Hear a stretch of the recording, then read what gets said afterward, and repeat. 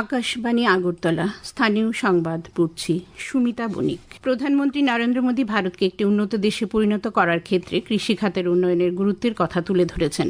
তিনি বলেছেন, কৃষিক্ষেত্রের উন্নয়ন ভারতের উন্নত রাষ্ট্রে পরিণতির জন্য একটি গুরুত্বপূর্ণ পদক্ষেপ।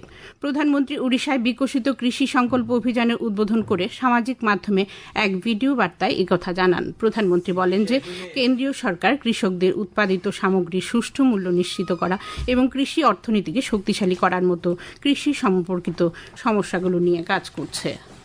সারা দেশের সঙ্গে গতকাল থেকেও রাজ্যে শুরু হয়েছে বিকশিত কৃষি সংকল্প অভিযান। মুখ্যমন্ত্রী অধ্যাপক ডাক্তার মানিক সাহা সিপাহীজলা জেলার বিশ্রামগঞ্জ সচিমদের বরুণ স্মৃতি কলাক্ষেত্রে রাজ্যভিত্তিক এই অভিযানের সূচনা করেন।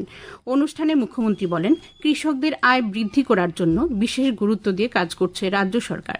2015-16 অর্থ বছরের তুলনায় কৃষকদের আয় এখন অনেক বৃদ্ধি পেয়েছে। উন্নত প্রযুক্তি ব্যবহারের মাধ্যমে খাদ্য স্বনির্ভরতা অর্জনের লক্ষ্য নেওয়া হয়েছে। সারা রাজ্যে 24টি কৃষিরথ জেলা ও মহকুমাগুলিতে পরিক্রমা করবে। এই অভিযান চলবে আগামী 12 জুন পর্যন্ত। অর্থমন্ত্রী প্রণজিৎ সিংহ রায় কাকরাবনের পূর্ব পালাটানা গ্রাম পঞ্চায়েতে এক অনুষ্ঠানে গোমতী জেলা ভিত্তিক বিকশিত কৃষি সংকল্প অভিযান কর্মসূচির সূচনা করেন। উপস্থিত ছিলেন বিধায়ক জিতেন্দ্র মজুমদার, উদয়পুর পুর পরিষদের চেয়ারম্যান শীতল চন্দ্র মজুমদার। ক্রীড়ামন্ত্রী টিঙ্কু রায় গতকাল কৈলাসহরের শ্রীরামপুর সূর্যমণি স্মৃতি দ্বাদশ শ্রেণী বিদ্যালয়ে বিকশিত কৃষি সংকল্প অভিযান কর্মসূচিতে অংশ নেন। সমবায় মন্ত্রী শুক্লাচরণ নোয়াতিয়া দক্ষিণ জেলার জোলাইবাড়ি ব্লকের দেবদারুতে ও সাব্রুমের কলাছড়ায় বিকশিত কৃষি সংকল্প অভিযানের সূচনা করেন। বিধায়ক স্বপ্না দাস পাল ধলাই জেলার সালেমা কমিউনিটি হলে পক্ষকাল ব্যাপী বিকশিত কৃষি সংকল্প অভিযানের সূচনা করেন। অনুষ্ঠানে উপস্থিত ছিলেন ধলাই জেলার জেলা পরিষদের সহ সভাধিপতি অনাদি সরকার, সালেমা পঞ্চায়েত সমিতি চেয়ারম্যান বীণা রানী বিশ্বাস প্রমুখ। প্রতিরক্ষামন্ত্রী রাজনাথ সিং অপারেশন সিঁদুরে ভারতীয় মহিলাদের সক্রিয় অংশগ্রহণের জন্য মহিলাদের প্রশংসা করেছেন। প্রতিরক্ষামন্ত্রী গোয়ায় নাভিকা সাগর পরিক্রমার দ্বিতীয় পর্বে INSV তরিণীর পতাকা উত্তোলন অনুষ্ঠানে কথা বলেন। তিনি বলেন, মহিলা পাইলটরা অপারেশন সিঁদুরে বিমান বাহিনীর হামলায় গুরুত্বপূর্ণ অবদান রেখেছেন। তিনি বলেন, करिश्मेटिक का यह काम किया है वो आपकी एक अचीवमेंट तो यह है ही, लेकिन वह एक राष्ट्र के रूप में हमारी एक बड़ी उपलब्धि है, एक मेजर अचीवमेंट है इस राष्ट्र की।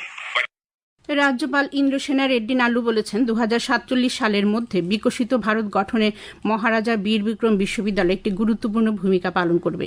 গতকাল রবীন্দ্র শতবার্ষিকী ভবনে মহারাজা বীর বিক্রম বিশ্ববিদ্যালয়ের প্রথম সমাবর্তন অনুষ্ঠানে বক্তব্য রাখতে গিয়ে তিনি কথা বলেন। জাতীয় শিক্ষানীতিরও প্রশংসা করেন তিনি। অনুষ্ঠানে মুখ্যমন্ত্রী অধ্যাপক ডাক্তার মানিক সাহা বলেন, রাজ্য সরকার মহারাজা বীর বিক্রম বিশ্ববিদ্যালয়কে সার্বিকভাবে গুণমান সম্পন্ন একটি উন্নত বিশ্ববিদ্যালয় হিসেবে গড়ে তোলার উদ্যোগ গ্রহণ করেছে। এক্ষেত্রে সুদূর প্রসারী পরিকল্পনা নিয়ে এগোচ্ছে সরকার। শিক্ষার্থীদের কেরিয়ারের সুযোগ আরও প্রসারিত করতে এমবিবি বিশ্ববিদ্যালয়ে BBA, MBA, BCA, MCA, BSc এবং বায়োটেকনোলজিতে MSc কোর্স চালু করার পরিকল্পনার কথাও মুখ্যমন্ত্রী উল্লেখ করেন। সমাবর্তন উৎসবে 135 জন কৃতীকে একাডেমিক শ্রেষ্ঠত্বের জন্য পদক দিয়ে সম্মানিত করা হয়। ত্রিপুরা মধ্যশিক্ষা পর্ষদের বছর বাঁচাও পরীক্ষা আগামী 30 জুন থেকে শুরু হবে। পর্ষদের এই বছরের মাধ্যমিক ও উচ্চ মাধ্যমিক পরীক্ষার পুনঃমূল্যায়নের ফলাফল আজ দুপুর 2টায় প্রকাশ করা হবে। পর্ষদ সচিব দুলাল দে গতকাল এই খবর জানিয়েছেন। সিপাহীজলা জেলায় রাজ্য পুলিশের নিচুতলায় বিভিন্ন পদে 29 জন পুলিশ কর্মীকে গতকাল এক আদেশে বদলি করা হয়েছে। এদের মধ্যে 9 জন সাব ইন্সপেক্টর, 2 জন হাবিলদার এবং বাকিরা পুলিশ কনস্টেবল পদভুক্ত। তাদের উত্তর জেলার বিভিন্ন থানা ও পুলিশ দপ্তরে এলাকায় বদলি করা হয়েছে। বঙ্গোপসাগরের উত্তরে সৃষ্ট গভীর নিম্নচাপের প্রভাবে রাজ্য জুড়ে বৃষ্টি হচ্ছে। আবহাওয়া দপ্তর থেকে জানানো হয়েছে, নিম্নচাপের প্রভাবে আজও আকাশ প্রধানত মেঘলা থাকবে। বজ্রবিদ্যুৎ সহ হালকা থেকে মাঝারি বৃষ্টিপাত হবে। গতকাল সকাল থেকে আজ সকাল পর্যন্ত আগরতলা ও তার আশেপাশে বৃষ্টি হয়েছে 70.2 মিলিমিটার। আগরতলায় আজ সকালে সর্বনিম্ন তাপমাত্রা ছিল 25.8 ডিগ্রি সেলসিয়াস। দিনে সর্বোচ্চ তাপমাত্রা থাকবে 29 ডিগ্রির কাছাকাছি। এখনকার মতো স্থানীয় সংবাদ এখানেই শেষ হলো।